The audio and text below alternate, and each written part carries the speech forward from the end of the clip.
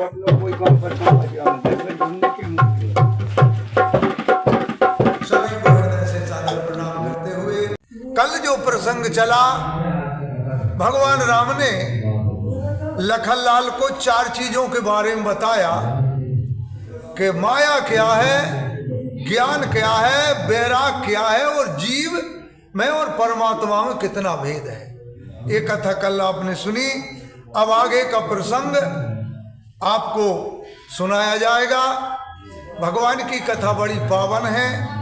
जो भी इस कथा को सुनता है, समझता है, वो बिना परिश्रम के भवसागर पार हो जाता है। तुलसीदास जी ने कहा, यदि परमात्मा से मिलना है और मोक्ष को प्राप्त करना है तो मनुष्य को एक ही साधन है कि राम चरण रति जो चहे अथवा पद निर्वाण, भाव सहित जो यह कथा करहि श्रवण पुटपान। जो भी भगवान की कथा भाव से प्रेम से सुनता है, गाता है, वो भवसागर से पार हो जाता है।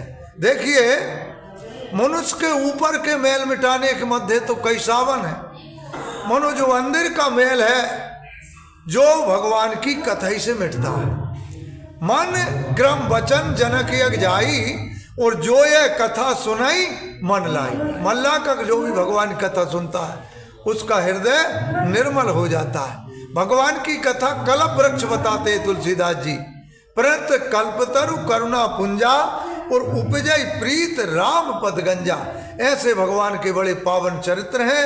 बताते हैं कि यदि जो भी मनुष्य 1-2 हावी गाता है और सुनता है तो उसको पूरे तीर्थों का फल प्राप्त हो जाता है। ऐसी भगवान की अपार कथा है। तो आज प्रसंग चल रहा है, भगवान राम पंचवटी में है और पंचवटी में आन के भगवान राम लीला कर रहे हैं, घूम रहे हैं। और घूमते घूमते एक बार सूर्पनखा को पता लगा कि बड़े सुंदर बालक पंचवटी में रह रहे हैं। तो उसी समय सूर्पनखा जाती है। आगे कथा। तो सूर्पनखा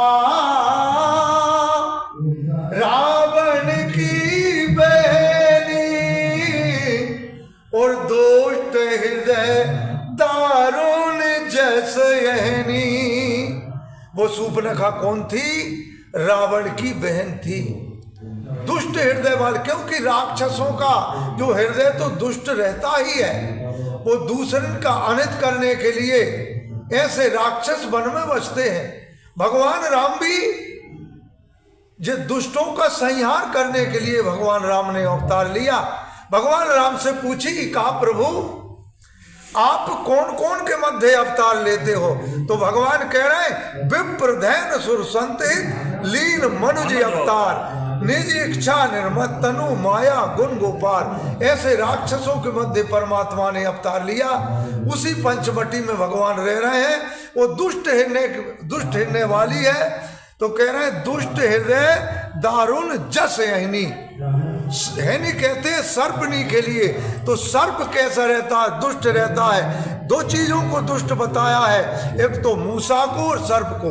सर्प बिना वजह के दूसरे आदमी को सता देता है और उसके पेट में कुछ नहीं जाता, इसलिए उसको दुष्ट कहा है। आगे घूमती घूमती जहां परमात्मा राम थे वहां पहुंच रही है। तो पंचवटी सो गई एक बारा और देख बिकल भाई जुगल कुमारा। चलते चलते पंचवटी पहुंची और पंचवटी में जब भगवान राम और लखन के वहां दर्शन करे तो देख बिकल भाई जुगल कुमारा। विकल हो गई, राक्षसनी थी। मनो राक्षसनी जब भगवान राम को देखा, लखनलाल को देखा तो बड़ा सुंदर रूप बना लिया। कैसे? क्यों कि यदि मैं राक्षसी के रूप में जाऊं तो मुझको वर्ण करे। तो इसलिए जो स्वरूप भगवान राम का, लखनलाल का, वही स्वरूप में और सूर्पनखा बड़ी सुंदर बन के आई। तो आगे तुलसीदास जी लिख ले हैं, कई रुचि रूप धारी प्रभु पही जाई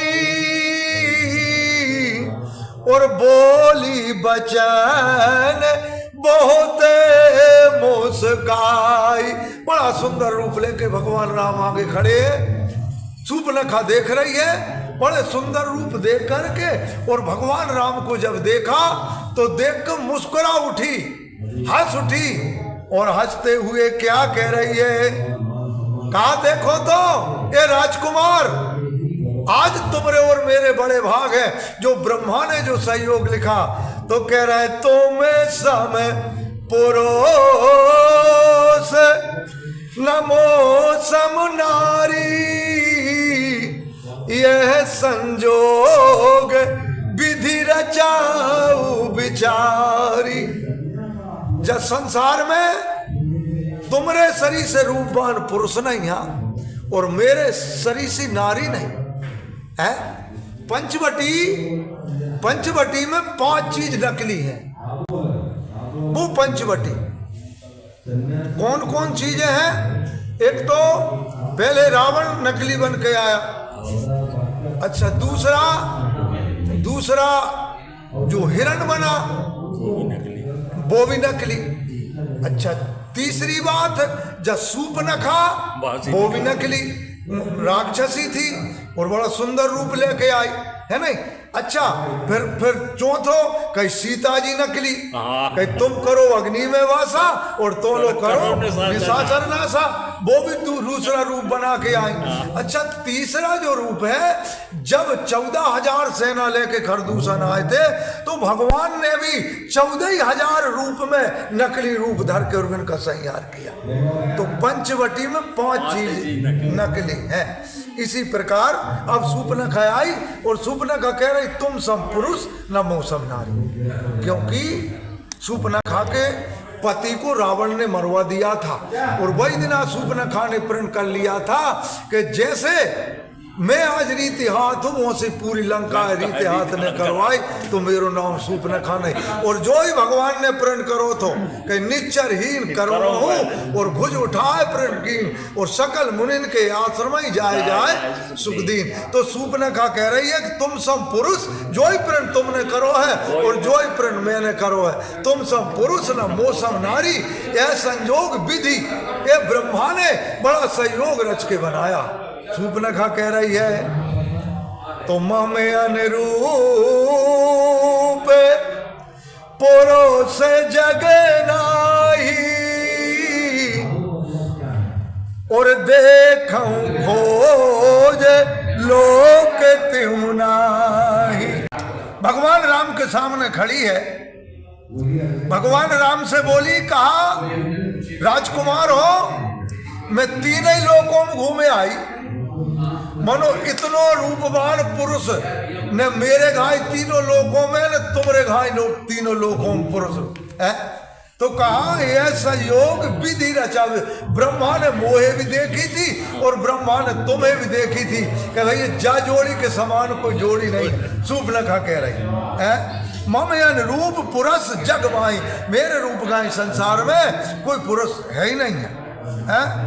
तो देखो खोज लोक दिन में 3 लोकों में घूमे आई, मनो ऐसा कोई नहीं मिला।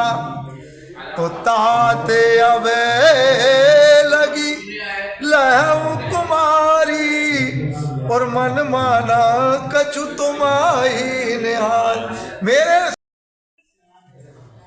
सूर्पनखा से कह रहे हैं, देखिए भगवान सूर्पनखा भगवान राम ढूंढ रही है और राम शिवरी ढूंढ रहा है।